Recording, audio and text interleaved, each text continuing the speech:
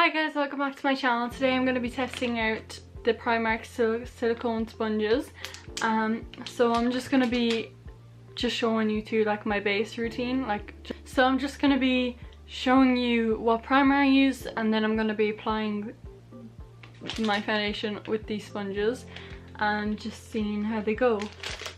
I'm then also going to be like later like finishing off my face, and then I'll like update you and like, you know, answer all the questions that I want to know and you probably want to know too.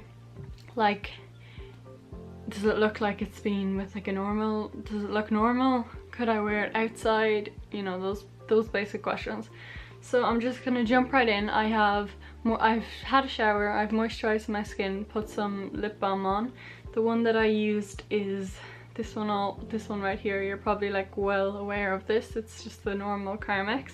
And then I'm going to be using this Baby Sin primer. So it's by Maybelline and it's like the Cool Rose one. I'm going to actually shake it up because I haven't used this in like quite a while. It's literally so full because when I first bought this I was just getting into makeup and I wasn't really sure what I was like looking for in a primer. So it is like, you might not be able to see it there, but it is like pinky toned. So I'm just going to be spreading this all over my face and like into my nose kind of area. It does like instantly like make your skin look better. Like when it dries in and stuff, it does make a big difference. So I'm just going to be like mainly putting this on like my T-zone.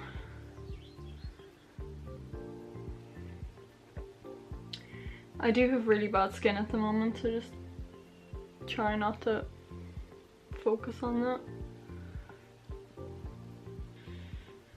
Okay, so there's two sponges. There's a clear one and there's a pink one, and they're both different shades. I'm not sure if one of them is meant for a certain reason or what's the story here. It literally just comes in this packet and it says the perfect tool to blend makeup without soaking up any product.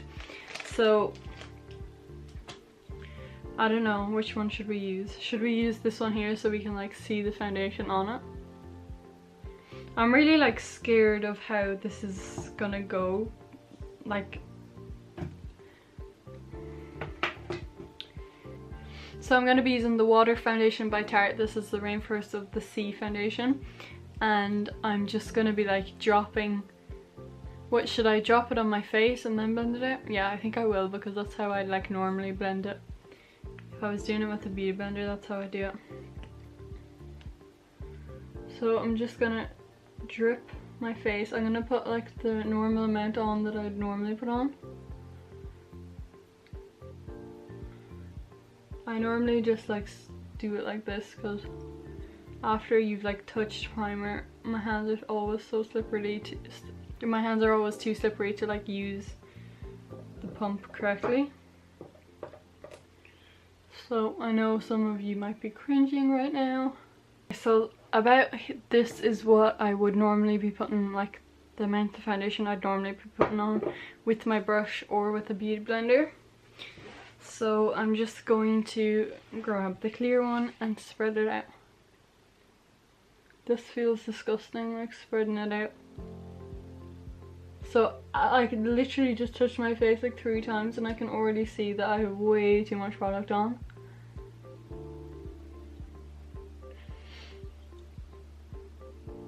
Oh, it feels disgusting. So I did actually, if you're like a long-term subscriber, or if you've just watched my videos from ages ago, one of the first videos that I filmed were like testing out Primark makeup. And I did actually, I look crazy right now, when I was buying the makeup to test out, I did actually buy these sponges, but I decided like not to use them with the Primark foundation because it'd be so, like it just wouldn't, it'd be so inaccurate, like using the foundation, testing out the foundation with the sponge like this. So I decided I'd not use it and use like a normal brush. do it, so that's why I'm filming this video here. So there's like, if you like look really closely, there's like streaks down my face of where like I'm literally just swiping it. I have way too much foundation on. The only place that looks half decent is my eyes. Around like my nostrils and nose, it doesn't look good at all, because like it just can't get into those little nooks. It did give a lot more coverage just because there's obviously a lot more product left on my face.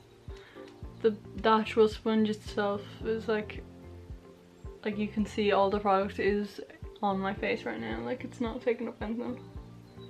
It's super cakey and disgusting. Like I don't even know if you can see it, but like over here it's like super disgusting and cakey. I don't know if people actually like use these on like a daily basis.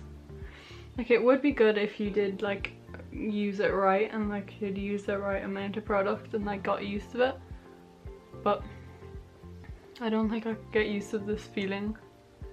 Okay, so you're in super close, my camera is super zoomed in, I feel a little bit uncomfortable, but you can see here like under my eyes I couldn't get into these places with this sponge. So I'd either have to blend it with my finger or go in with a brush. It's just impossible. And if you can see here as well, it's super cakey. That's the same reason it couldn't go into those little nooks and crannies. Around my mouth you can clearly see like how you can see the contrast of like where I stopped putting it on and where I haven't. Like with a beauty blender, let's just say, it'll like smudge it in, so like there's a nice gradient, do you know what I mean? Just a little bit there, it's like smudged in. But with over here you can clearly see where I haven't stopped putting it on. If I was going to use this sponge, I would have to, it would take a lot of time in the morning if I was going to use it on an everyday basis. I would use this with the right amount of product obviously, and then I'd have to use a normal beauty blender just to go into the corners, just to go over my eyes, in my T-zone, basically just to go over the whole thing with the beauty blender. That's the only way I could use this on a normal basis, or use it again for a matter of fact. But you can see if you look at the beauty blender up close, you can see that like it is completely clear. Basically all the product that I applied has stayed on my face.